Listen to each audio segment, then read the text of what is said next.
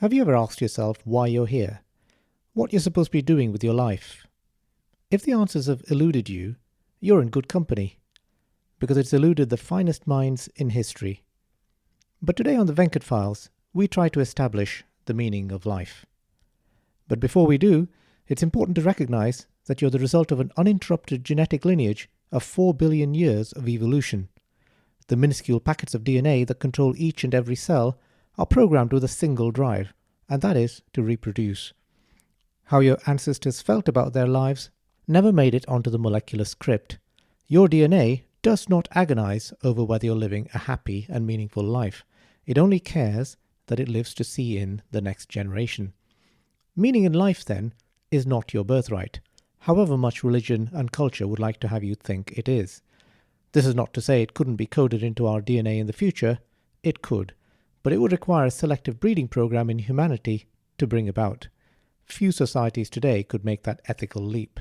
So for the foreseeable future, no life comes with the promise to be full of meaning. It is wholly and utterly an extragenetic preoccupation. With that being said, we are endowed genetically with a brain that can contemplate meaning, and if a sense of meaning can improve our experience of life, we should seek it out. There are two types of meaning. One is the feeling or sense that your life has meaning. The other is a more intellectual understanding of what a life with meaning might mean. We will address both in this program. First, let's look at how we might develop the sense of meaning in life. For the majority of our evolutionary existence, we struggled to survive. We struggled against the environment. We battled with predators, suffered disease. We stalked and chased fast-moving food, and fought against each other over territory and resources. It was a hard life, but also simple. Survival, finding a mate, raising young, and socializing reigned. Then, eons ago, we took a peculiar turn, one that drastically altered our trajectory and transformed our body shapes. While the rest of the animal kingdom was competing to become stronger, faster, and more agile, and yet others were racing to become more poisonous and faster breeding, our ancestors did something different. They left the race altogether. Instead of adapting their bodies to the environment, they adapted their environment to their bodies and outsourced all future adaptations to external agents. They outsourced strength and speed to spears that could be thrown from a distance and to arrows that could be shot faster than their prey could run. They outsourced poison fangs to blowpipe darts that could kill faster than a snakebite, and they outsourced warmth to the fur of other animals and to the propagation of fire. Once we got rid of all of these, all we had left was family, friends, and our own ingenuity. What did we do? Yes, we outsourced these to our mobile devices. It may be becoming clear now why meaning has become such a source of angst. Everything we found meaningful in life has gone. Now we say things like the meaning of life is family, or God, or spending your life doing something you love. These sentiments would seem noble, but sound suspiciously like we don't really know. But from everything we've said so far, we may be surprisingly close to defining the meaning of life. Before we do, we should invoke one more observation, one that you're no doubt already aware of. Zoos used to feed their animals the way they fed their staff, which was to pile food on a dish and set it out at feeding time.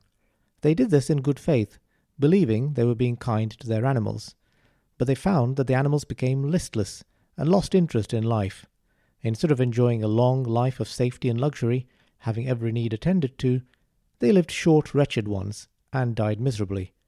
The zoos changed their policies and made a special effort to make food difficult to reach.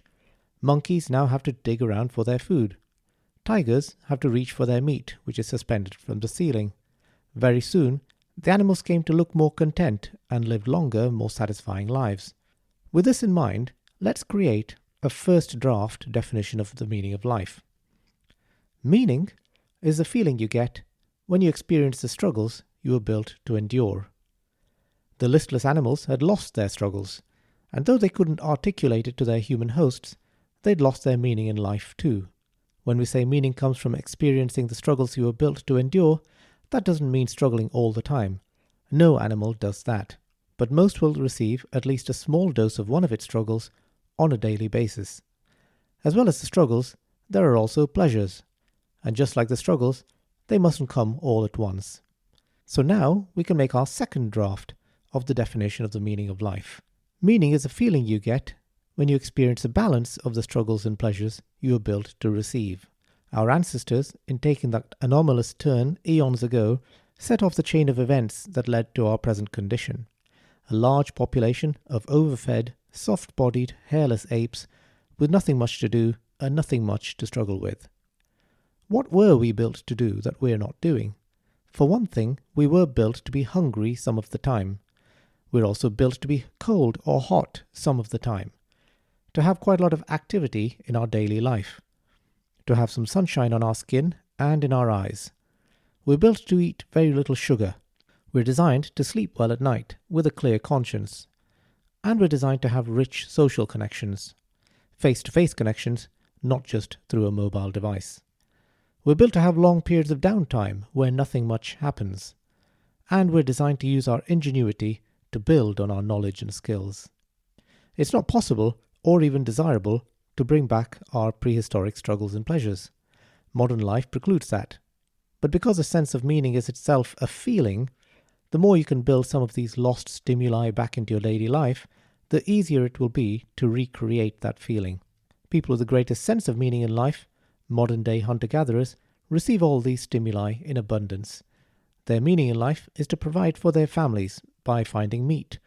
While this may not seem to be the most academically highbrow answer, it's so infused with a sense of meaning and purpose that they're some of the happiest people alive, because they have a balance of struggles and pleasures that their bodies, like ours, were built to receive. But we've been talking here about the sense of meaning that comes about as a result of the way we live. As we discussed earlier, there is also an intellectual facet of meaning. What would the meaning of life be if we sat down and thought about it? Let's answer this. To do so, we can think of ourselves as living inside one of 4 environments at any given time. Let me explain. In one sense, you are a self that exists by yourself inside your body and mind. In another, you're a self that lives within a small group of family and friends. Then there's also yourself that lives as part of the wider world of humans. And there's also the self that exists as a conscious being within a universe. The meaning you give your life will vary according to which of these environments you see yourself in at any given moment. And naturally, your mind will oscillate between these environments according to whatever significant is happening in your life at the time. Let's begin with the self as a conscious being inside the universe. As a creature made up entirely from the matter of the universe, you are essentially one of its components. If an organism was looking into the universe from outside and saw you, he or she would reasonably conclude that the universe is in fact conscious, and this forms the basis of intellectual meaning. You are the conscious manifestation of the universe. That doesn't mean you're connected to the universe in some religious or spiritual way, but just as a moon rock is special by way of being of the moon, you are a piece of universe. Anyone who meets you encounters one of its most marvelous pieces. Like an infant will try to learn about, understand, and appreciate its own body, you are the universe trying to learn about, understand, and appreciate itself. The meaning of life, then, in this context, is to learn about, understand, and appreciate the world around you as much as you can. This doesn't mean you need to learn quantum mechanics, unless of course you want to. Anything you do to appreciate yourself or what's around you counts just as much. A useful exercise is to imagine that you've been dead for several months, and by some mysterious quirk of reality, you've been slotted right back into your world for just one day. Living with the knowledge that you've been given a single day to experience your world, it pays to slow down and appreciate every moment that passes. That's meditation. It's you, the universe, appreciating itself. With this as our basis, let's now move up one level, to the self in the wider world of humans. Other humans are also the universe trying to learn about and appreciate itself. Your meaning in this context is to facilitate this learning only to the extent that's reasonable for you. Once again, you don't have to teach string theory or indeed anything else to fulfill this meaning, though you can if you want. But a simple sharing of joy counts just as much. Letting someone out at an intersection gives both you and the other driver a small uplift. That's the universe appreciating itself.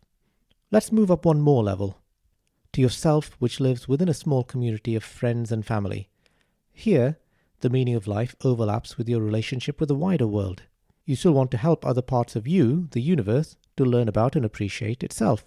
But there's an important difference here. You get a time limit in your interactions with each loved one.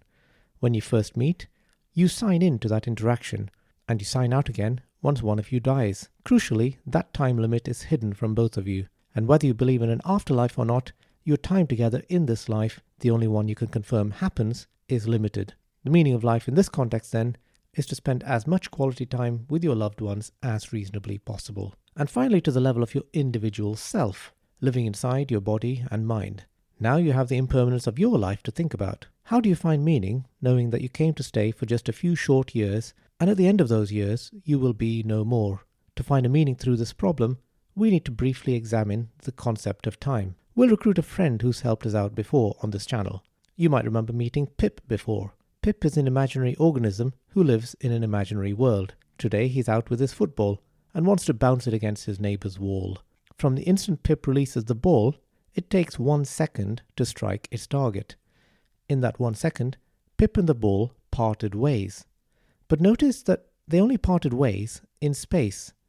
They didn't part ways in time, at least not significantly. At the end of 1 second, when the ball struck the wall, Pip found himself in the same place. But he had moved with the ball in time. In reality, there is an imperceptible separation in time, but this is dwarfed by the separation in space that took place between Pip and his ball. It's as if, in the world of time, we pass through frames one after another in sequence. We get the sensation of moving through time in one direction, which we like to think of as forwards. But there's every possibility that Pip and his ball are still in all the places they were in all the instants that make up that second. It's just that Pip can't go back in time to check, and neither can we. He can only go forward in time to find out where he and the ball will be in future frames. There's every possibility then that in each frame of existence there's Pip and there's his ball, and in each they have a slightly different relationship with each other spatially. And it may be that they still exist as genuine matter, only they're back in time, where we cannot reach them. We could indeed be moving through a stacked reality, passing through time as we go along, more or less frame by frame. And if that's true, the stack of your life could well be a permanent one. This is just one view of time, which is destined for another Venkat Files program. Subscribe if you want to see it. But you can see how there's meaning embedded in this concept. Your life may not be a fleeting 80-year stretch after all. It may be etched into the frames of time that lie just behind you. Everything you've ever said and everything you've ever done is still there. And if it is still there, there's a previous version of you still experiencing each of those frames still. So the meaning of life, when you're thinking from the perspective of yourself, as you live alone in your body and mind, is to make each frame of your life as wonderful a work of art as you possibly can, given your circumstances. Notice this doesn't mean you must turn every frame of your life into a Monet or a Renoir. It's a matter of writing each frame to the best of your ability, given the circumstances, knowing you're leaving that frame as a permanent deposit in time.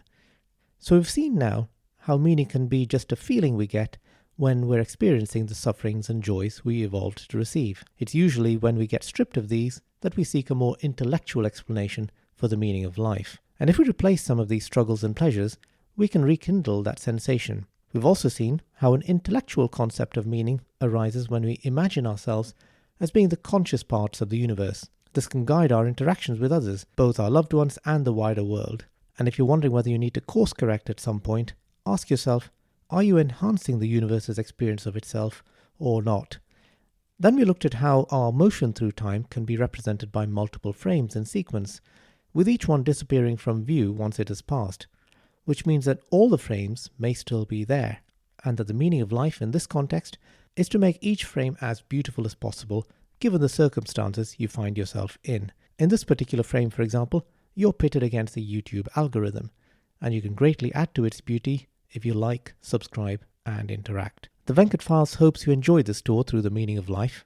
It wishes you well on your journey to find meaning in your own life, and looks forward to seeing you again in another episode.